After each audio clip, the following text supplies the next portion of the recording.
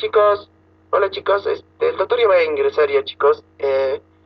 Si algún compañero no logró ingresar, chicos, comuníquenle por favor, llámenle. Gracias chicos.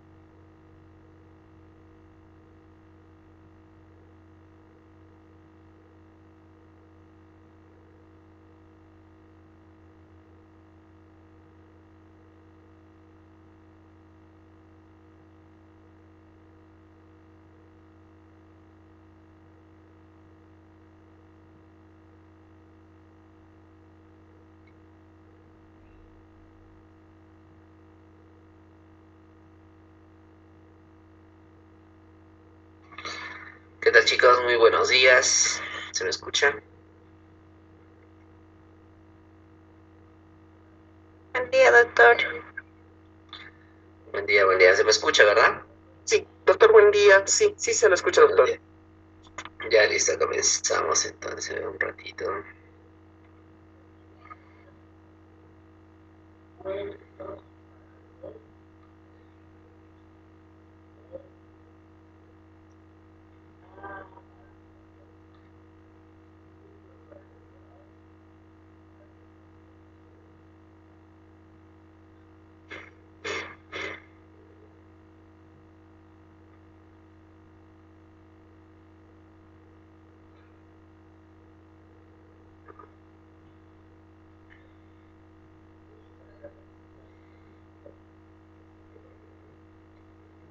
Ya listo, ¿se ve la pantalla? Sí, sí, doctor. Ya, perfecto. Entonces vamos a empezar con patología quirúrgica de páncreas. Con un recuerdo anatómico del páncreas, la cabeza mide más o menos 2.2 centímetros, el cuerpo 1.8 y la cola 2 centímetros. Entonces, si en una tomografía o resonancia o ecografía que alguna de las partes del páncreas mide más de 2 centímetros y medio, ese paciente tiene una alteración, ¿no? Si es inflamatoria, probablemente sea una pancreatitis, o si es crónica, probablemente sea un tumor. El páncreas está ricamente irrigada por tres arterias, la gastroduodenal, la mesentérica superior y la arteria esplénica. La gastroduodenal va a dar las arterias pancreático-duodenales superiores, anteriores y posteriores, y la mesentérica inferior, las pancreático-duodenales inferiores, anterior y posterior, y el drenaje venoso es similar. El drenaje linfático, bueno, van a haber estaciones linfáticas 1 y 2 de acuerdo a del páncreas, va a dar directamente a los primeros ganglios, va a ser la estructura, las estaciones linfáticas 1 y de ahí a las estaciones linfáticas 2 que van a continuar el trayecto de de la arteria mesentérica superior, gastroduodenal y esplénica. Entonces, del cuerpo y, perdón, la cabeza y el cuello van a irse hacia la gastroduodenal, entonces por eso es que se tiene que resecar en caso de las huipes, cabeza, cuerpo coledocoistal y duodeno. Bueno, empecemos con pancreatitis aguda. La etiología más o menos son los factores obstructivos los más frecuentes. La enfermedad biliar, como más frecuente. Recuerden que el 10% de pacientes con colelitiasis además tienen coleocolitiasis, entonces es una causa muy frecuente para la etiología de pancreatitis. Además, los tumores y las estenosis benignas, como las estrecheces post-EPRE, estrecheces post-cirugía, pueden originar pancreatitis. Factores tóxicos, el alcohol principalmente origina pancreatitis, ¿no? En consumos moderados diarios, ¿no? Más de 80, bueno, vamos a ver posteriormente. Infecciones virales como el coxsackie, paperas, hepatitis B, factores metabólicos como el hiperparatiroidismo, la hipertrigliceridemia. Bueno, recuerden que los triglicéridos por encima de 600 ya pueden producir pancreatitis, defectos congénitos como la fibrosis quística, traumas abdominales. Los pacientes con uso de cinturón de seguridad pueden hacer inicialmente, ¿no?, traumatismo esplénico o hepático, pero en menor porcentaje pueden además hacer traumatismo pancreático, ¿no? Y las causas iatrogénicas, como la cepa, el uso de contraste y el consumo del ácido valproico. Bueno, para la clasificación de Atlanta, el paciente, bueno, va a tener, para diagnosticar una pancreatitis, tiene que tener dos de tres criterios, ¿no? Los tres criterios son clínico, dolor a nivel del abdomen superior, puede ser llevado, ¿no?, hacia la región dorsal, laboratorial, la elevación de amilasa y lipasa más de dos veces su valor, más de tres veces su valor normal, e imagenológico, una imagen con un páncreas dilatado. Entonces, puede jugarse cualquier combinación, ¿no? Puede haber pancreatitis sin dolor, claro que sí, pancreatitis con amilasa y lipasa elevados y con una tomografía compatible, ¿no? Puede haber pancreatitis con amilasa y lipasa normal, pues por supuesto que sí, ¿no? Con dolor y una tomografía positiva. No es necesario que tengan los tres criterios, sino simplemente dos. Se clasifica a los pacientes de acuerdo a la evolución clínica en leves, moderados y severos. Leves si no tienen compromiso de órgano, no tienen falla ni transitoria ni permanente y no tienen complicaciones locales. Pancreatitis moderada cuando la complicación de un órgano la falla de órgano es transitoria, menos de 48 horas, o tienen una complicación local, y una pancreatitis aguda severa cuando tiene una falla de órgano persistente, no más de 48 horas. Bueno, acá tenemos el score de Marshall según la revisión de Atlanta, que pide el compromiso respiratorio, renal y cardiovascular, ¿no? Entonces ahí, bueno, van viendo los parámetros que tiene.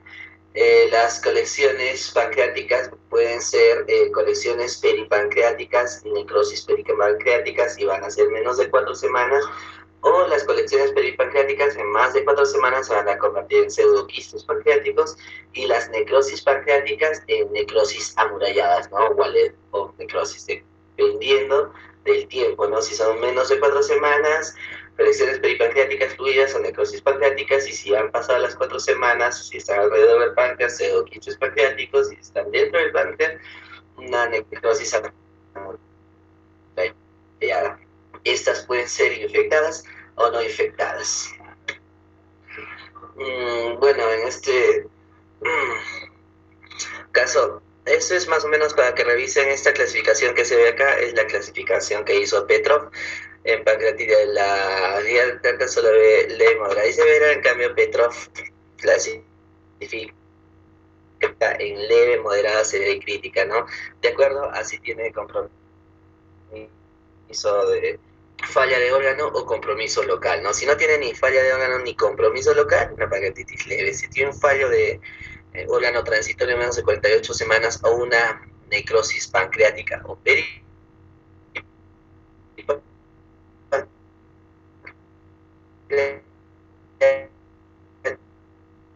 estéril pancreática infectada, severa y crítica, si además de tener colección pancreática o peripancreática infectada. Para los scores, ¿no? No hay un gol estándar para ver cuál es el mejor score. Usualmente el que más se aproxima es el score de Visam y el score de Apache 2, ¿no? Que deberían usarse, pero actualmente, según la guía, ¿no? Que lo más predictor de la pancreatitis, para ver si esa pancreatitis de inicio se va a comportar como una pancreatitis severa o crítica, es el PCR, ¿no? Más de 50, o la procalcitonina más de 0.5 de su valor normal. Bueno, ahí ven el mejor score, ¿no? Para predictor, que es el score de Visam. Ya no se utiliza el score de Ramson, bueno, otros scores que se utilizaban previamente, ¿no? El tratamiento, básicamente, como una gran inflamación, autoinflamación del cuerpo, lo que queremos es calmar la inflamación. Entonces, para diluir todo esto y para mejorar la perfusión, una fluidoterapia agresiva, ¿no? Se debe calmar el dolor. Antes estaba indicado el NPO, uso de zona nasogástrica, nasoyeyunal, retrasar la nutrición lo más alejado posible, ¿no? Actualmente se ve que el paciente debe iniciar precozmente la dieta. ¿Y en qué momento inicia la dieta? ¿Cuál es el indicador que el paciente debe usar la dieta? No es ni laboratorial, no ven PCR, no ven amilasa, no ven nada de eso, simplemente ven el estado clínico del paciente.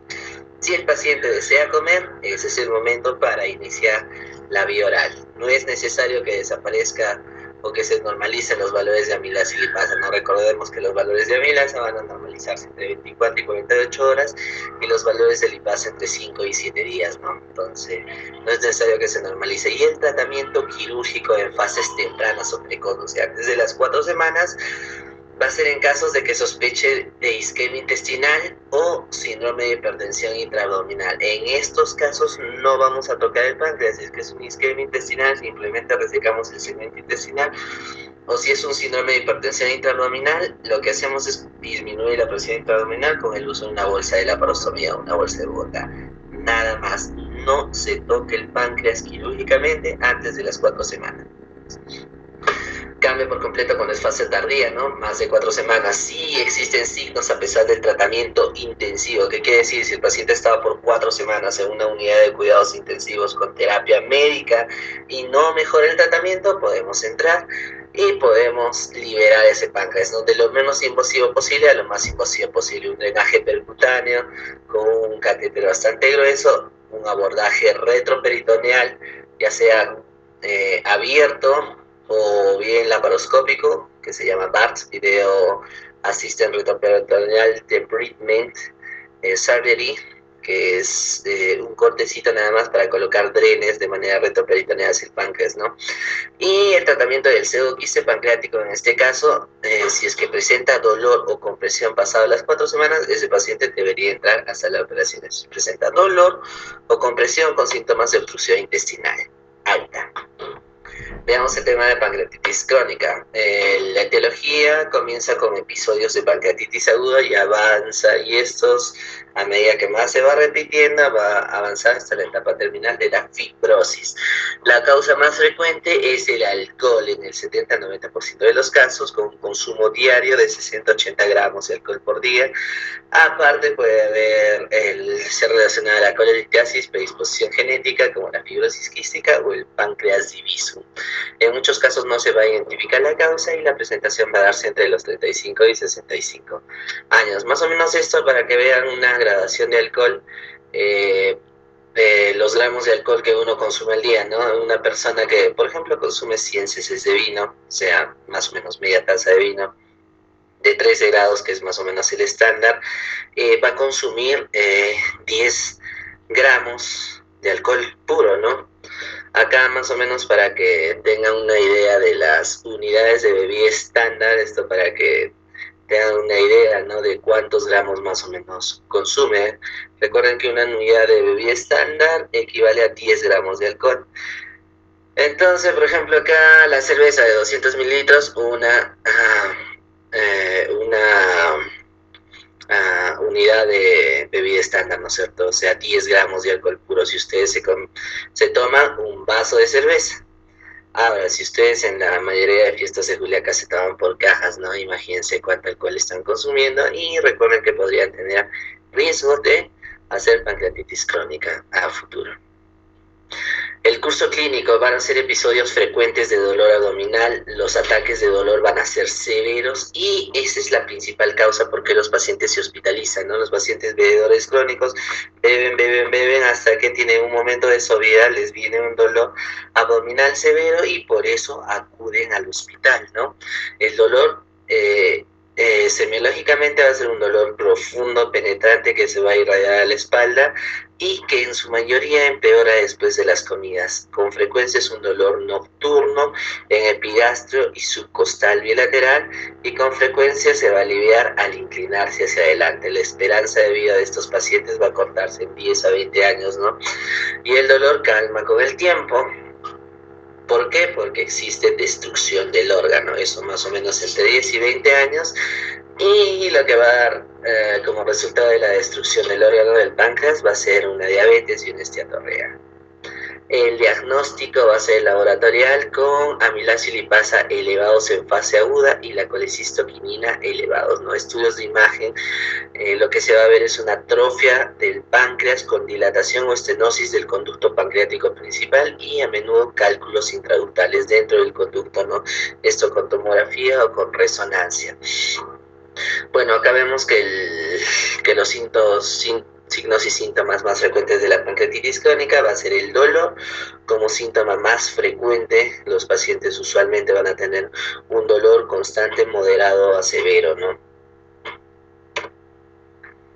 El diagnóstico y tratamiento de los pacientes con presentación de síntomas sugestivos de pancreatitis aguda, aquellos pacientes que tengan cuadros de pancreatitis aguda, repetición, insuficiencia exócrina con esteatorrea o diabetes mellitus por insuficiencia, o que tengan un dolor en la región superior del epigastrio, deberían entrar a una tomografía axial computarizada, ¿no? Si se ven calcificaciones dentro del páncreas, ese paciente y hace el diagnóstico de pancreatitis aguda. Si no ven calcificaciones dentro del ducto pancreático principal y sospechan de una enfermedad de pancreatitis crónica, le piden una resonancia magnética. Si existe igual alteraciones del parénquima, como disminución del tamaño del parénquima o cambios a nivel del ducto pancreático y hacen el diagnóstico de pancreatitis aguda. Si no tienen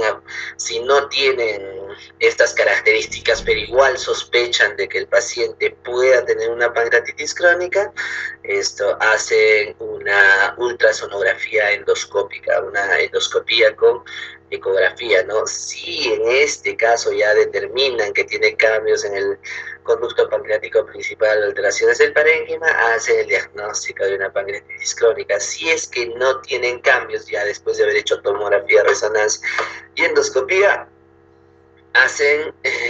buscan otro diagnóstico, ¿no? El tratamiento médico usualmente va a ser con dieta balanceada o analgésicos opioides, antioxidantes, enzimas pancreáticas, el cese del alcohol y el tabaco. Si es que el dolor se controla con esto, continúa con manejo médico. Si es que no se controla con esto y se ven que hay cálculos, litos o estrecheces dentro del conducto pancreático, se opta por una terapia endoscópica con litotripsia, ¿no? Y si es que no mejora, se puede hacer una cirugía con resección parcial del páncreas, ¿no?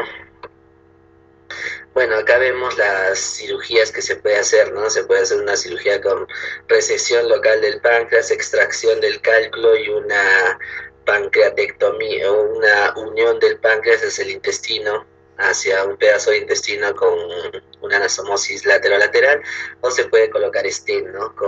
Bueno, eso a través de manera endoscópica, ¿no? Continuamos con el adenocarcinoma de páncreas, que es el tumor de páncreas más frecuente, ¿no? Representa el 3% de casos de cáncer por año. Sin embargo, a pesar de que tiene una muy baja incidencia, este cáncer es muy agresivo y es la principal causa de muerte por cáncer en países occidentales. Las presentaciones vagas, una clínica asintomática al inicio, contribuyen a su diagnóstico tardío. El 80% de los pacientes van a tener tumores no resecables al momento del diagnóstico. La supervivencia global a los 5 años se va a mantener desde hace 4 décadas, más o menos, en el 6%. Y alrededor del 95% van a ser tumores tipo adenocarcinomas procedentes de la parte exocrina del páncreas, y la mayoría de ellos van a ser ductales. Los factores de riesgo va a ser una exposición ocupacional a sustancias químicas, el alcohol, la pancreatitis crónica y la diabetes mellitus. Algunos síndromes que van a estar relacionados con el adenocarcinoma de páncreas: el síndrome de Peutz-Jeghers, la pancreatitis familiar, el síndrome melanócico, cáncer pancreático, síndrome de Lynch, síndrome de cáncer de mama hereditario ovario y síndrome pancreático familiar, ¿no? Algunas lesiones premalignas, que quiere decir antes de que se convierta en un adenocarcinoma de páncreas. Puede ser una neoplasia intraepitelial pancreática, una neoplasia papilar mucinosa intraductal o una neoplasia quística mucinosa. La primera de ellas va el 82% del páncreas con neoplasia. Van a ser de 3 tipos, y si es que diagnosticamos una neoplasia intraepitelial pancreática, es momento de resecarlo. La mayoría de estas lesiones van a ser asintomáticas y van a ser hallazgos casuales por cualquier otro motivo de estudio, ¿no?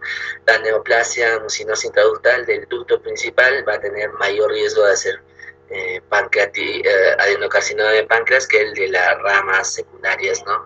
Y la neoplasia mucinosa quística va a tener bajo riesgo de malignidad, ¿no? La presentación, bueno, cuando ya da síntomas, va a ser sociedad temprana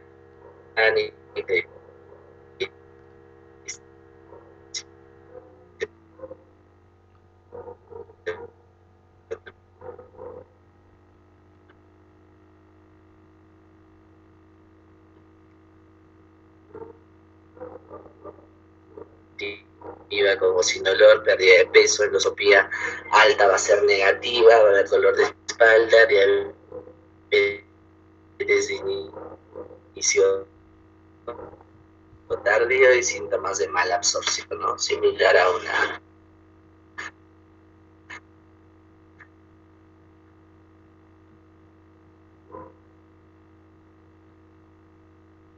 pancreatitis en sí general, ¿no?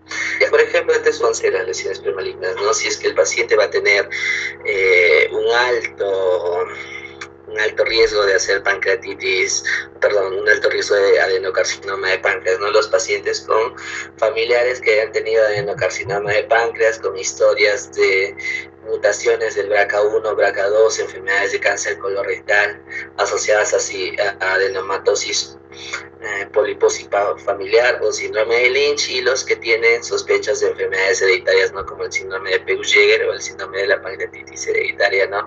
Estos pacientes deberían entrar, todos estos pacientes deberían entrar a un protocolo de resonancia magnética asociado a endoscopía con ultrasonografía, ¿no? Si el paciente tiene un páncreas aparentemente normal, debería mantenerse periódicamente, y si es que hay alteraciones de la morfología del páncreas, este paciente debería entrar a un comité multidisciplinario que define si es que el paciente simplemente va a hacer seguimiento de las lesiones o el paciente va a entrar a una cirugía de páncreas, ¿no?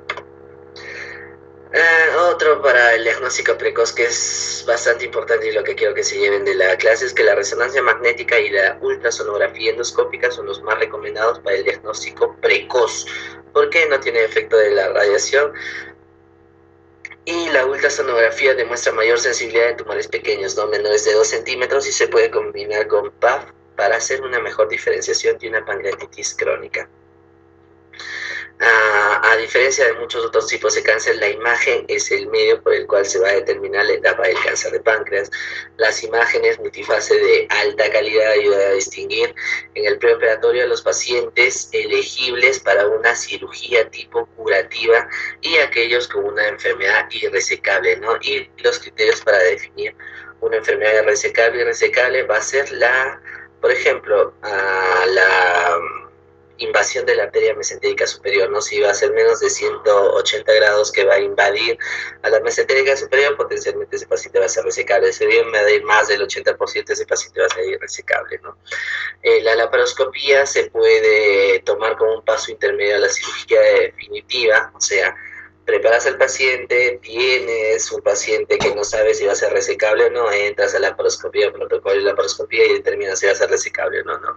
O bien, en el mismo acto operatorio, antes de la conversión a cirugía abierta, puedes utilizar la laparoscopía, o actualmente se está haciendo cirugías tipo Whipple laparoscópicas, ¿no? El objetivo es identificar la enfermedad metastásica oculta que no va a salir a través de los estudios que se han hecho, ¿no? Tanto tomografía como resonancia, y va a detectar metástasis a menos de 3 milímetros en estructuras peritoneales y hepáticas, ¿no? Por ejemplo, un paciente que tiene niveles séricos de CA19-9 elevados por más de 100 o más de 250, se ha visto que estos pacientes tienen alta probabilidad de hacer enfermedad avanzada, ¿no?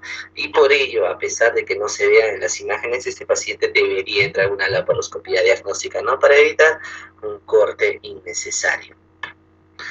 Por ejemplo, acá, según la versión de la NCCM que trata a los pacientes con neoplasias, si es que consideran que la enfermedad es resecable, debe entrar a un estadiaje laparoscópico en pacientes con alto riesgo, no sea con un CA elevado. Si es que el paciente si es que el paciente se determina que ese paciente va a entrar a cirugía, puede o no recibir terapia neoadyuvante y se presenta la laparoscopia. Si es que el paciente se determina que existe una enfermedad avanzada, debería hacerse una ultrasonografía endoscópica para considerar terapia neoadyuvante, y si después de esto se ve que la enfermedad reduce, ya se convierte en una enfermedad resecable, se repite el protocolo, se repite la tomografía, se repite el CA19-9 y el paciente finalmente se repite la laparoscopía, y el paciente puede, si es que ha mejorado, puede entrar a una cirugía quirúrgica, ¿no? Si es que el paciente tiene una enfermedad borderline, o sea, no se sabe si se va a resecar o no se va a resecar, se puede utilizar una biopsia guiada con aguja de aspiración fina, ¿no? Preferentemente, o una laparoscopía y tener un CA19-9 de base, ¿no? Si es que el cáncer no se confirma, se repite la biopsia, ¿no? Y si es que el cáncer nuevamente con repetir la biopsia no se confirma, el cáncer se debe excluir de una pancreatitis autoinmune, ¿no? Y referir a un centro, ya no a un centro de cáncer, ¿no? Sino a un centro de enfermedades autoinmunes, ¿no? Y si el paciente tiene en algún momento resultado positivo, se debe considerar la colocación de un stent pancreático, una terapia neoadyuvante con protocolo FOLFOX, FOLFIRINOX, y de nuevo empezar a estudio, ¿no? Después de la terapia neoadyuvante, el paciente nuevamente entra a estudio, ¿no? Para ver si la enfermedad está igual, ha aumentado o ha disminuido. Si la enfermedad ha disminuido, se considera un estadiaje laparoscópico, y si es que se ve que hay condiciones para operar, se opera. Y si el paciente no tiene condiciones para operarse, entra a una enfermedad irresecable, ¿no? Y continúa con tratamiento paliativo, ¿no? Si es que la enfermedad es localmente avanzada, si es que no tiene una biopsia previa, se debería confirmar esto con una biopsia previa. Si no se confirma el cáncer, a pesar de repetir la biopsia y el paciente tiene ictericia, se debe considerar colocación de un stent biliar a través de SEPLE, ¿no? Si el adenocarcinoma se confirma, se deben hacer estudios de células germinales, y alteraciones, ¿no? A nivel con exámenes de PCR y exámenes inmunohistoquímicos, ¿no? Si es que el paciente presenta ictericia, debería colocarse un stent metal autoexpandible por SEPLE, ¿no? Y si es que se confirma otro cáncer, debería ser referido, ¿no? A un sitio especial. Recuerden que los pacientes con neoplasia siempre se evalúa, aparte de si la enfermedad es resecable o no, se evalúa el estado basal del paciente, ¿no? Si es un paciente, por ejemplo, que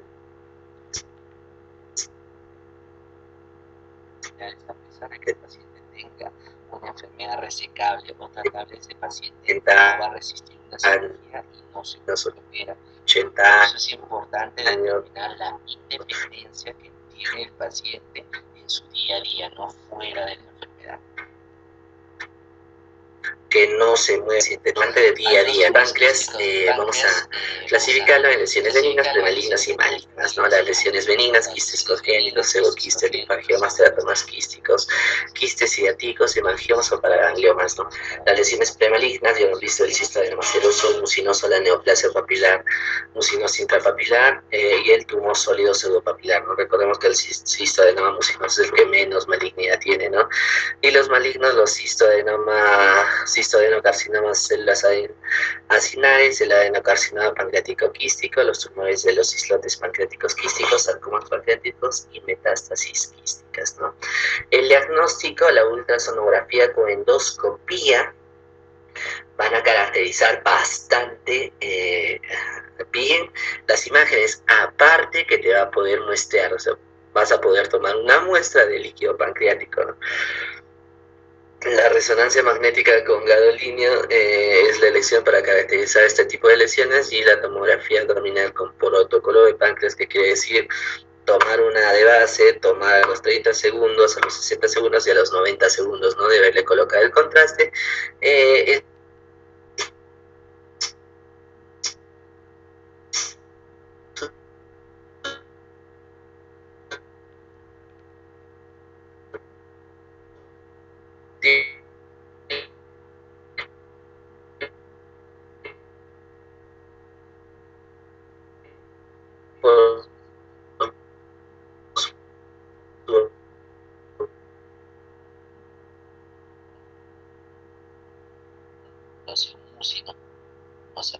Rápido, una muestra completo del pseudoquiste pancreático, ¿no?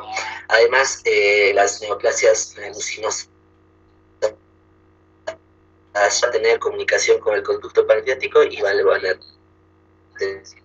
tener mucinosas, grasa, ¿no? Para encontrar células motoras mucinas, células ovoideas, en los cistodenomas serosos, la presencia de macrófagos, histocitos, o la presencia de células inflamatorias, ¿no? Que te va a sugerir una etiología de valores de amilasa, encontrar células productoras de presencia de macrófagos, histocitos, la presencia de células quísticas. Por eso es que la ultrasonografía con endoscopía es tan importante en este tipo de lesiones.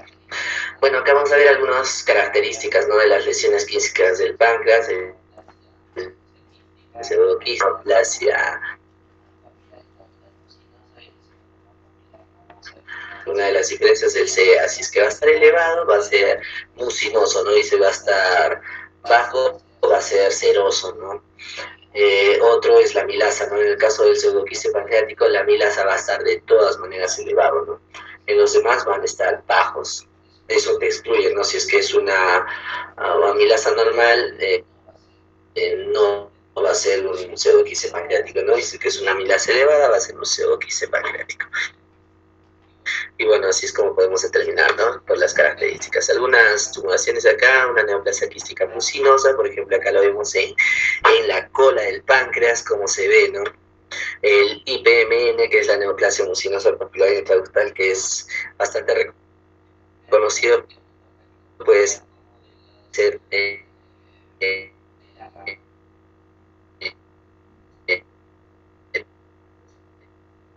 tanto del conducto pancreático principal como de, de los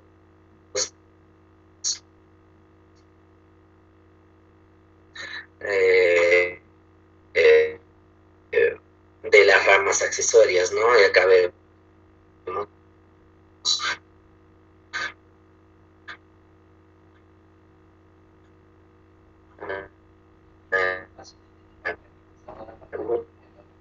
el conducto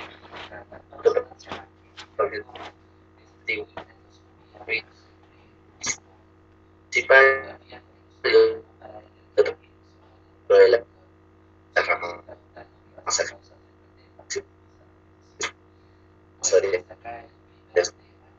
¿no? Existen dilataciones tipo saculares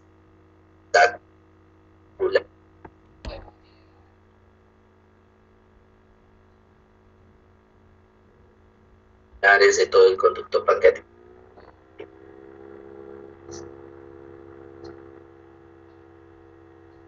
principal derecho.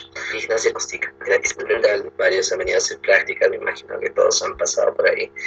En este grupo la verdad es bastante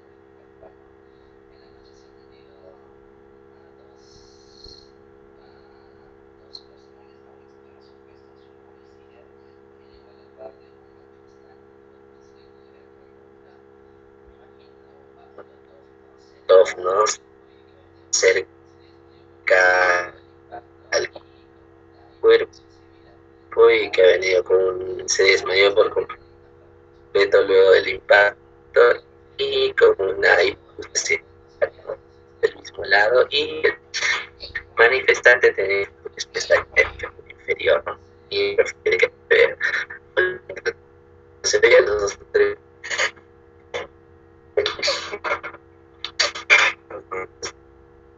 Bueno, vamos a tratar de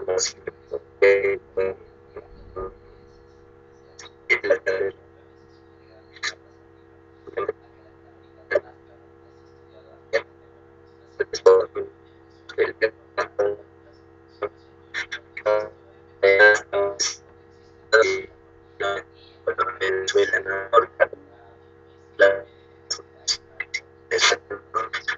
Que existen en el plano y hay tomado también que pasa que es de Quinteros, no de un autor colombiano. Bueno, vamos a ver que el trauma abdominal es una lesión grave con tus penetrante, traumatismo y la muerte, ¿no? Básicamente con toda paso de o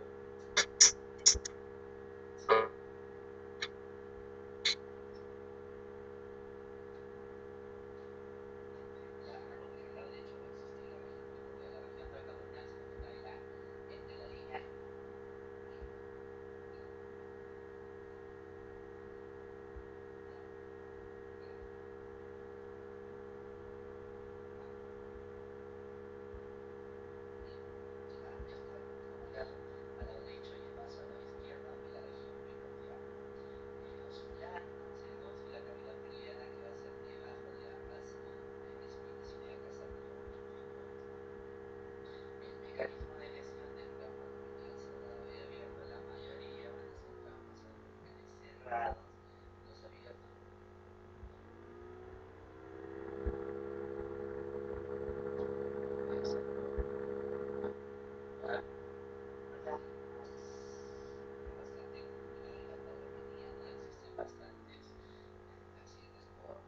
Hasta en por empalamientos, en las zonas mineras existen traumatismos abdominales abiertos por dinamita, ¿no?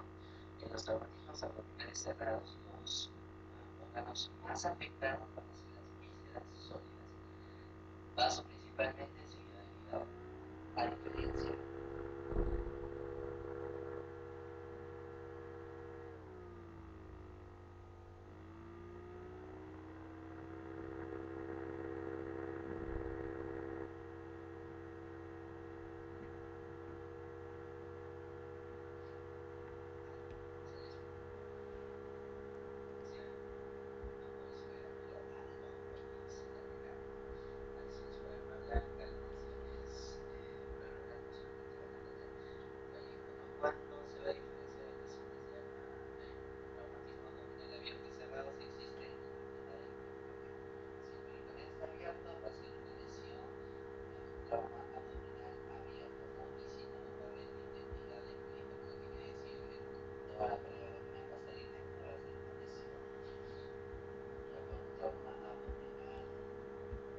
Ahora, ¿cómo vamos a diferenciar? Por ejemplo, en las lesiones por arma blanca,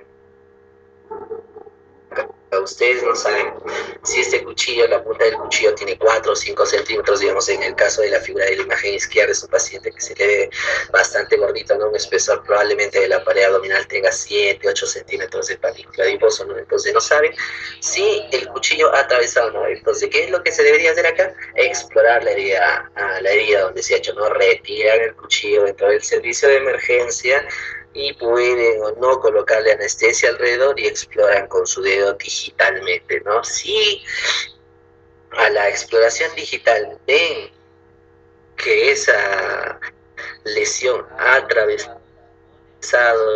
la aponeurosis de la pared abdominal, ese paciente debe ingresar a la sala de operaciones para exploración.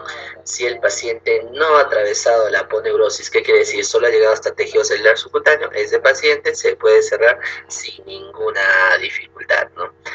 Las lesiones por proyectiles de arma de fuego, recuerden que, bueno, como en la imagen, ¿no? Hay una zona a través de que el proyectil penetra y perfora y daña estructuras, pero aparte, alrededor de esta existe una zona de penumbra, ¿no? Que donde también existe daño del proyectil, pero no se puede medir al momento del acto quirúrgico, ¿no? Es por eso que si un proyectil, por ejemplo,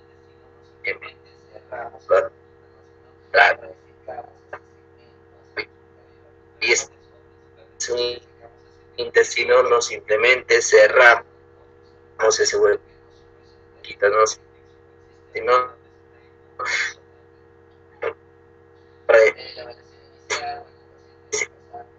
bueno, el paciente debe pasar llega a una unidad de trauma, debe pasar por un triaje, se hace una revisión primaria del ABCD, vía aérea, sangrado, estado de conciencia, estado neurológico, ¿no? De ahí se debería hacer una reanimación. ¿Cómo debe ser la reanimación? Porque recuerden que si están tratando con un paciente por trauma abdominal, ese paciente potencialmente está sangrando. Y si, por ejemplo, al momento del sangrado está formando un tapón plaquetario, el cuerpo mismo está haciendo que disminuye el sangrado por sus mecanismos compensadores, ustedes le meten 1 litro, 2 litros de cloruro de sodio, lo que van a hacer es destruir ese pequeño tapón plaquetario y lo que van a hacer es que el paciente tenga más sangrado. Entonces, ¿cómo debe ser la reanimación? Si el paciente está hipotenso, de 250 en 250, ¿no es cierto? Digamos, este paciente tiene una presión arterial media de 55, 58, entonces ya, un bolo de 250 inicial. Lo revisa a los 15 minutos, sí, hipotenso, un bolo de 250, entonces de 250 en 250 es como deben reanimar al paciente. Si el paciente, digamos, en un momento ya se compensó, ya tiene una presión arterial media aceptable, más de 60, más de 65, entonces ya suspende y sobre le doy de acuerdo a su requerimiento, ¿no? Y si el paciente persiste con hipotensión, ¿hasta qué momento puedo darle la hidratación solo con soluciones cristaloides hasta llegar a los 2 litros. Si pasado los 2 litros el paciente sigue hipotenso, ya debo considerar el uso de hemoderivados. ¿Por qué? Recuerden que cuando uno pierde sangre por sangrado, no solo pierde hemoglobina, sino pierde además factores de coagulación, puede hacer que ese paciente nunca se compense. ¿Por qué? Porque la pérdida de factores de coagulación haya sido bastante amplia, ¿no? Entonces debo considerar el uso de hemoderivados. Debe haber una reanimación, una revisión primaria y reanimación, se debe considerar un traslado si es que estamos en un centro de no capacidad resolutiva y una revisión secundaria a fondo, ¿no? Ya de acuerdo a lo que nosotros hayamos encontrado, ¿no?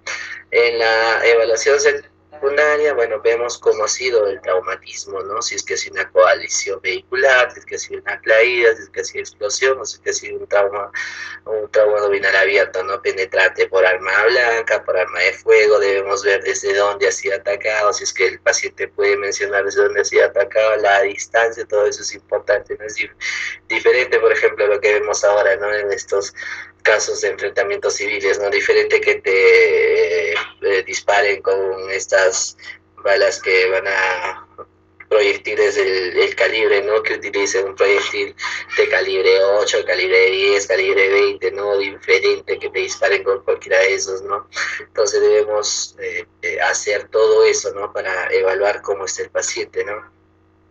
Dentro del examen físico, bueno, buscan su inspección, auscultación, percusión y palpación, ¿no? Lo que básicamente queremos ver, como ya les había dicho, si es que el paciente tiene un traumatismo abdominal cerrado, la examinación del abdomen, ¿no? Si es que el paciente tiene una reacción peritoneal o no, y si es que el paciente tiene un traumatismo abdominal abierto. Diferenciamos, ¿no? El proyectil de arma de fuego que de frente entran a sala de operaciones porque no se sabe qué daño se ha hecho, o si es que tiene un proyectil o un daño por arma blanca, ¿no? Que ustedes exploran directamente la herida operatoria, ¿no? Evalúan la estabilidad pélvica. Recuerden que la pelvis puede juntar hasta 2 a 3 litros de sangre, entonces es importante la estabilidad. Si existen signos de fractura, existe una hipotensión, evidencia de ruptura del uretra con sangrado a través del meato uretral, diferencia si es que existe alteraciones neurológicas, heridas abiertas, flancos, perinetos, debemos estabilizar. Si no tienen cómo estabilizar la pelvis, básicamente le colocan una sábana y envuelven al paciente, ¿no? Lo que quieren es regresar la pelvis a que tenga el menor diámetro posible, ¿no? Para evitar mayores riesgos de sangrado. Además, pueden colocar una zona vasogástrica para aliviar la dilatación gástrica, descomprimir el estómago, extraer contenido gástrico porque potencialmente puede causar operaciones y disminuir el riesgo de aspiración. Hay una sonda vesical 1 para aliviar la retención urinaria, descomprimir la vejiga y controlar el débito urinario, por el cual vamos a controlar indirectamente la perfusión del paciente, ¿no? Y si es que el paciente tiene sangrado a través de uretra, una fractura de pubis, una fractura de pelvis, vamos a considerar la cistostomía suprapúbica, porque si es que hay trauma uretral está contraindicado la colocación de sonda Foley, ¿no?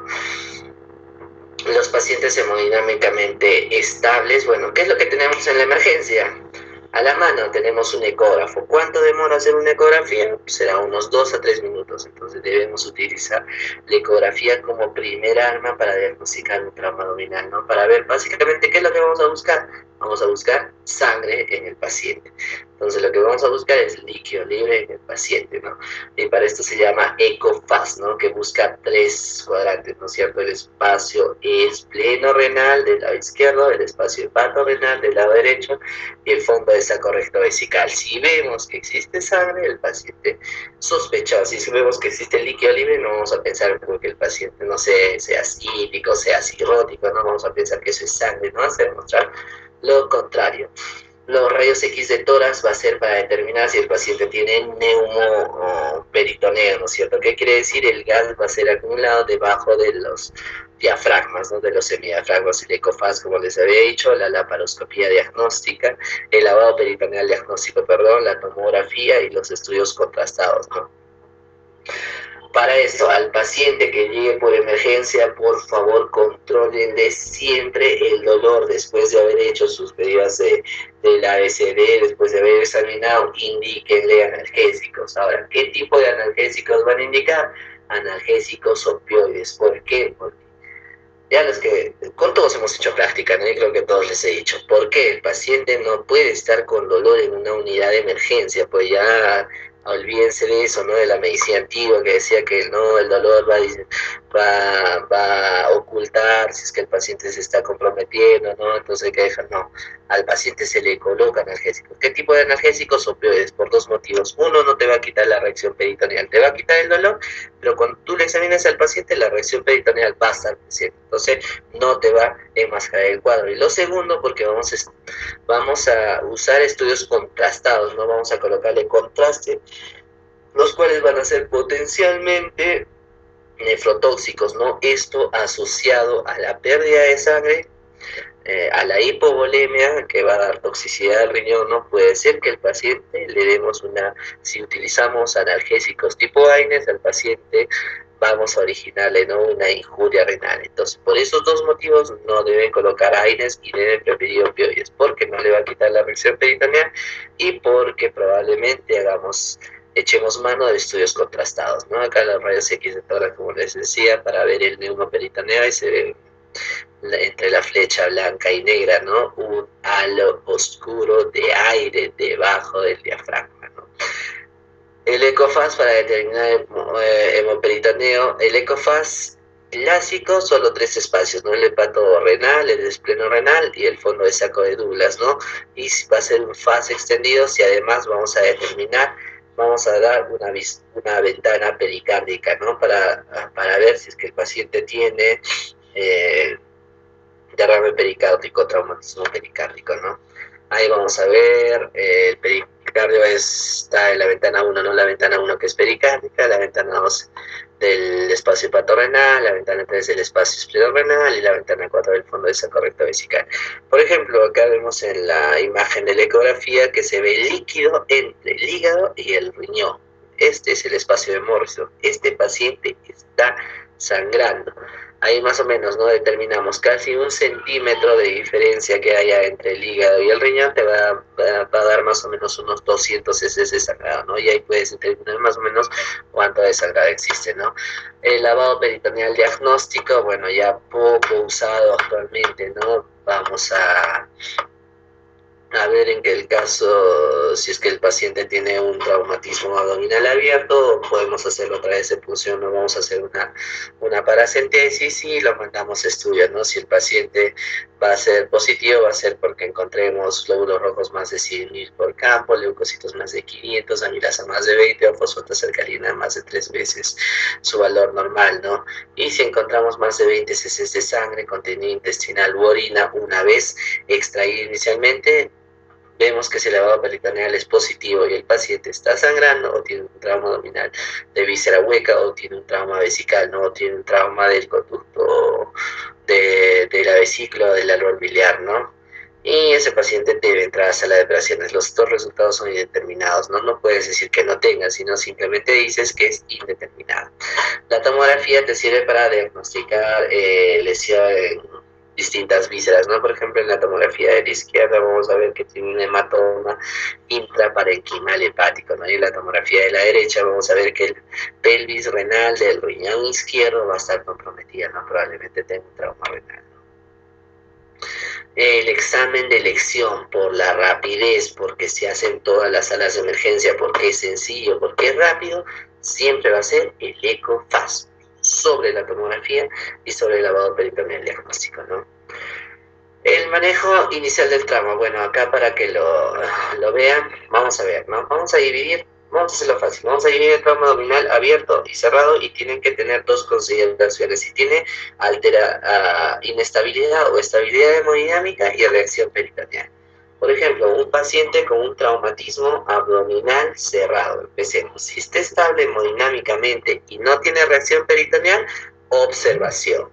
Ecografía, tomografía, estudio de sangre, hemoglobina seriada, lactato sérico para determinar que el paciente no necesite sangrado, ¿no? Si el paciente se mantiene así, sin reacción peritoneal y con estabilidad hemodinámica, continúa. Si el paciente en algún momento durante la observación tiene inestabilidad hemodinámica y se ha descartado cualquier otro sitio de sangrado, el paciente ingresa a sala de operaciones.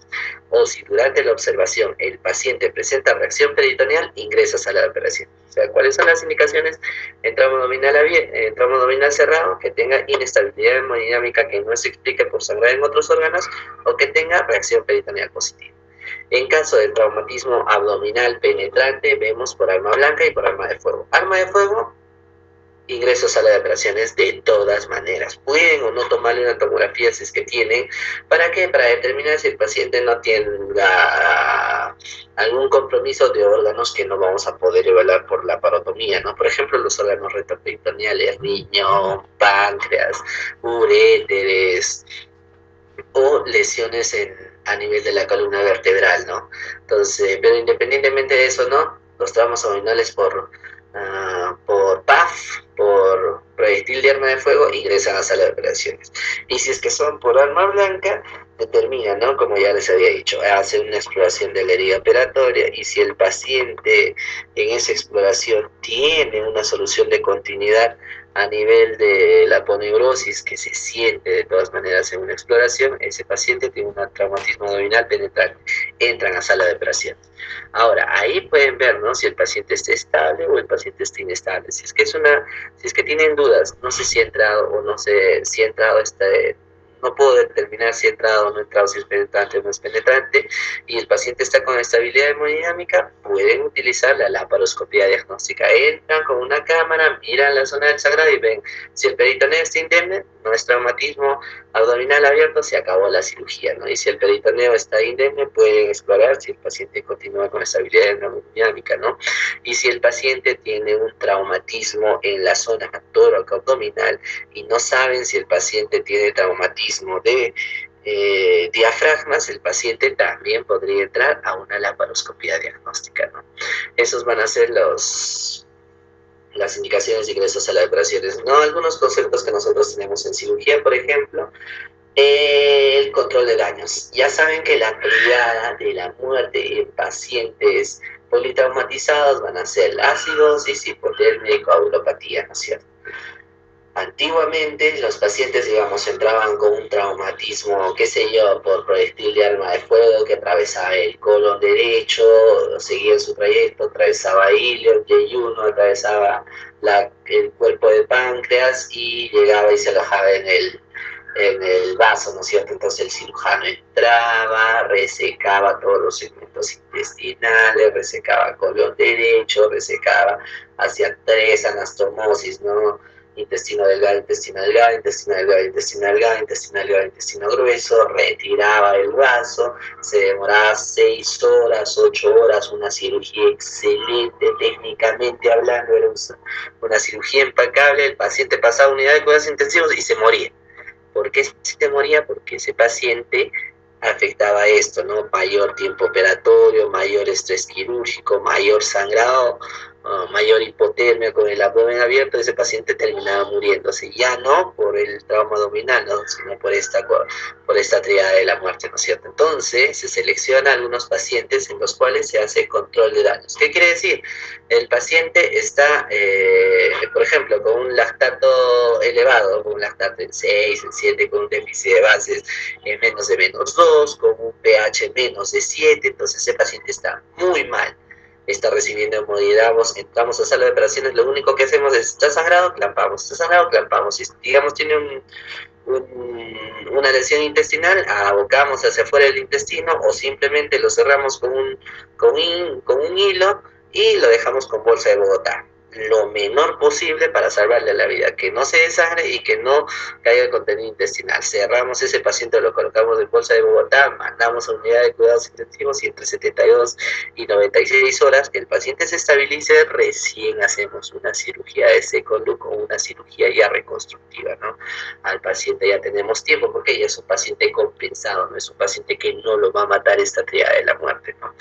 Entonces al paciente debemos darle siempre una existe otro concepto, ¿no?, de la hipotensión permisiva. Ustedes saben que la hipotensión normalmente en personas se avala hasta una presión arterial media de 65. Hipotensión permisiva es que el paciente puede tener hasta una PAP de 60. No se va a hipoperfundir, pero no podemos elevarle más la presión arterial, ¿no? Porque, y lo que ya les dije, ¿no?, si ustedes le meten fluidos a diestra y siniestra, lo que van a hacer es que el pequeño tapón plaquetario que está formando el cuerpo del paciente se vaya a romper. ¿Y qué es lo que van a producir? Mayor cantidad de sangre. Entonces, una fluidoterapia, teniendo en cuenta este concepto de la hipotensión permisiva, el aporte transfusional adecuado, ¿no?, el protocolo de transfusión. Ya les dije, si hasta los 2 litros que le han iniciado de cristaloides el paciente no recupera, existe, ¿no es cierto?, su protocolo de transfusiones de sangre, ¿no?, uso de hemoderivados, y no solo glóbulos rojos, sino plaquetas y plasma fresco congelado que van a tener factores de coagulación. ¿Por qué? Porque no solo se pierden glóbulos rojos en el sangrado, ¿no?, van a corregir la hipotermia y van a hacer procedimientos intervencionales, ¿no? Estamos acá en Perú, entonces simplemente todo a través de la parotomía, control de contaminación, cerrar si es que hay estructuras intestinales, cerrarlo como pueda o abocarlo hacia afuera, ¿no? Y hemostasia de los vasos que van a estar comprometidas, ¿no? Si estuviéramos en otro país, digamos, un país europeo o Estados Unidos, no por no ir lejos, podríamos utilizar de radiología intervencionista, ¿no es cierto?, quimioembolizaciones, ¿no? Pero estamos en Perú, entonces, como ya les dije, el estado 1 en quirófano, controlar la hemorragia, controlar la contaminación, empaquetar si es que es una víscera maciza, digamos, hígado está sangrando, lo empaquetas nada más. Y un cierre temporal, ¿no? Pasa a una unidad de cuidados intensivos para tratar de estabilizarse y entra 72 y 96 horas, nuevamente entramos a cirugía y hacemos una reparación definitiva, ¿no? Bueno, la hipotensión permisiva, como les dije, una PAN entre 60 y 65, ¿no? La fluidoterapia, los cristaloides van a ser las indicaciones de elección, y bueno, el protocolo de transfusiones masivas se dice cuando hay más de 10 unidades de glóbulos rojos, ¿no? Se debe hacer 1, 1, 1. ¿Qué quiere decir? Un paquete de plasma fresco congelado, un paquete de plaquetas, un plasma fresco congelado frío precipitado y un paquete de glóbulos rojos. Y bueno, esto es lo que deberían saber de traumatismo abdominal, ¿no?, tanto abierto y cerrado. Ahora, si chicos tienen alguna consulta, duda, pregunta, las diapositivas se los voy a mandar con su delegado.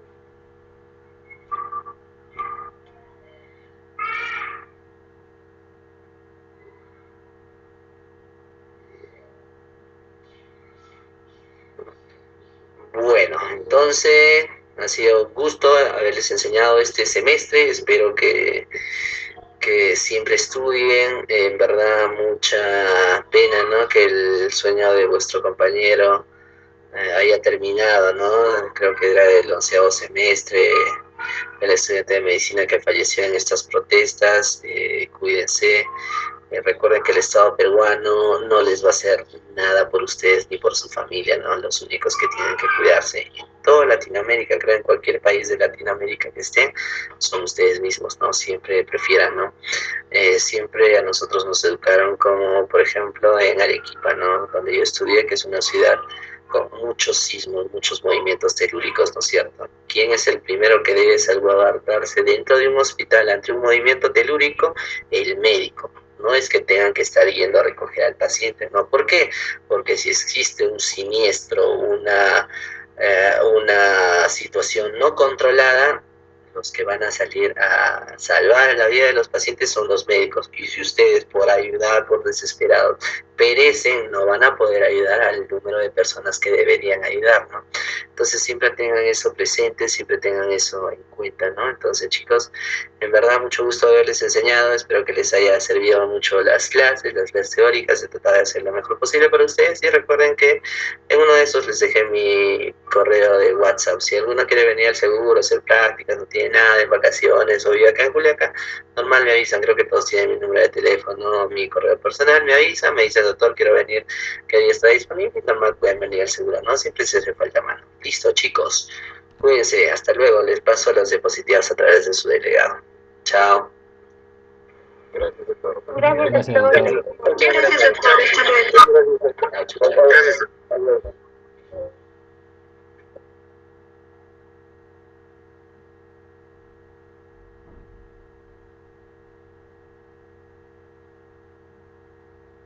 gracias, doctor.